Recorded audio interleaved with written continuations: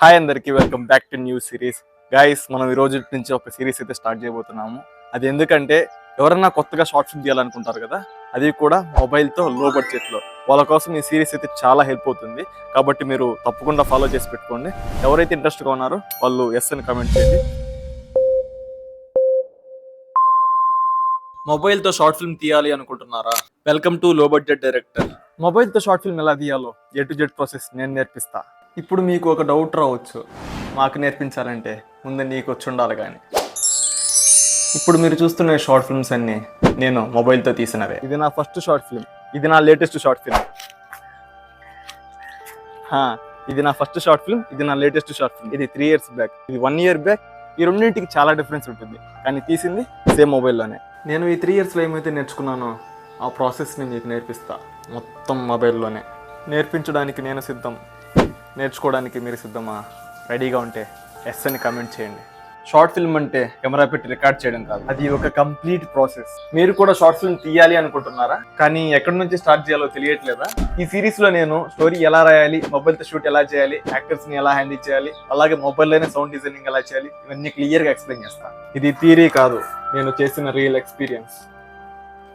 ఇందులో మీరు ఖచ్చితంగా రూల్స్ పాటించాలి, ఇదే కరెక్ట్ ప్రాసెస్ అని నేను చెప్పను. నేను షార్ట్ ఫిల్మ్ తీసేటప్పుడు నాకు ఈజీ ఎక్స్పీరియన్స్ ఏదనిపించిందో దాన్ని మాత్రమే మీకు ఎక్స్ప్లెయిన్ చేస్తాను. ఈ సిరీస్ని మీరు కంప్లీట్గా ఫాలో అయితే మొబైల్తో కూడా ఒక మంచి షార్ట్ ఫిల్మ్ తీయచ్చు. స్టోరీ రాయాలి అనుకుంటున్నా, కానీ ఐడియాస్ రావట్లేదు.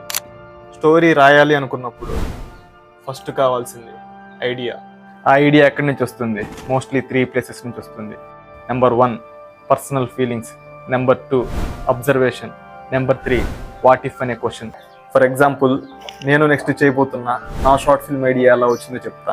నేను డైలీ ఒక పర్సన్తో మాట్లాడాలి అనుకుంటున్నాను, కానీ ఆ పర్సన్ నాతో మాట్లాడడం లేదు. అప్పుడే నాకు ఒక థాట్ వచ్చింది, ఆ పర్సన్ లాగా నాతో మాట్లాడితే. ఇందులో మీరు బాగా అబ్జర్వ్ చేస్తే మాట్లాడాలి అనుకున్నది నా పర్సనల్ ఫీలింగ్, ట్రెండింగ్ అని అబ్జర్వేషన్. ఆ రెండు కలిస్తే ఏంటి? What if question. ఇలా రియల్ లైఫ్ ఇన్సిడెంట్స్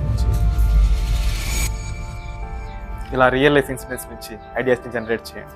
ఐడియా వచ్చింది, కానీ దాన్ని స్టోరీకి ఎలా మార్చాలి? ఐడియా అంటే చిన్న థాట్, కానీ స్టోరీ అంటే కంప్లీట్ జర్నీ. స్టోరీ క్రియేట్ చేయాలి అంటే మీరు 3 questions అడగాలి. స్టోరీలో మెయిన్ క్యారెక్టర్ ఎవరు, ఏం అచీవ్ చేయాలనుకుంటున్నాడు, గోల్ని అచీవ్ చేయడానికి ఏం ప్రాబ్లం వస్తుంది. For example, main character normal person, goal వచ్చేసి ఏఐతో మాట్లాడడం, కనెక్షన్ క్రియేట్ చేయడం.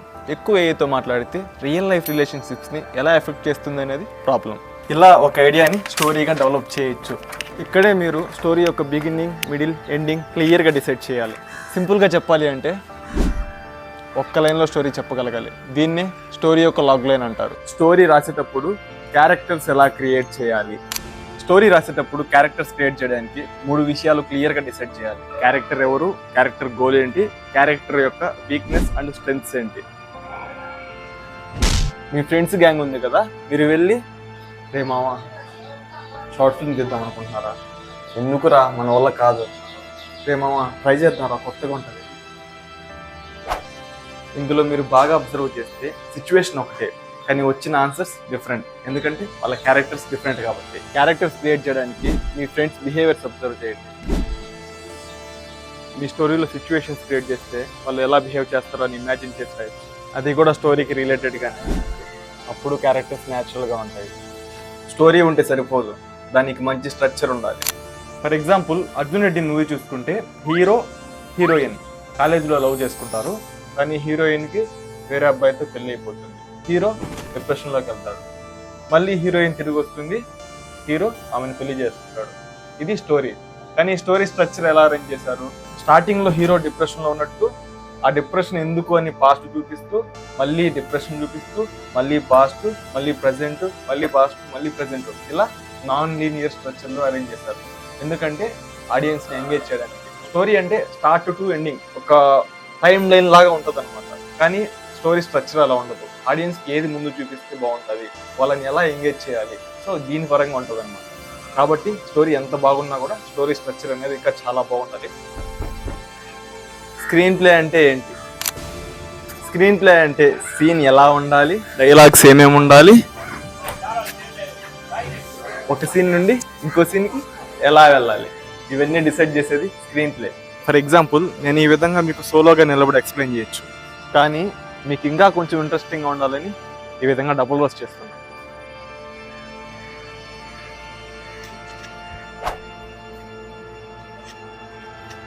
ఇప్పుడు నేను మీకు ఈ విధంగా ఎక్స్ప్లెయిన్ చేయడానికి కూడా స్క్రీన్ ప్లే అంటారు. సరే, మీకు ఇంకో ఎగ్జాంపుల్ చెప్తా. హీరో హీరోయిన్ కలుస్తారు, ఇది స్టోరీ. కానీ రెయిన్లో కలుస్తారా, ఇంట్లోనా, లేకపోతే బయట, ఇవి కూడా స్క్రీన్ ప్లేలోనే డిసైడ్ చేస్తారు. ఇక్కడితో మన షార్ట్ ఫిల్మ్ స్క్రిప్ట్ కంప్లీట్ అయిపోతుంది. బడ్జెట్ తక్కువ, విజన్ ఎక్కువ. This is director Akash పెరిగివరం.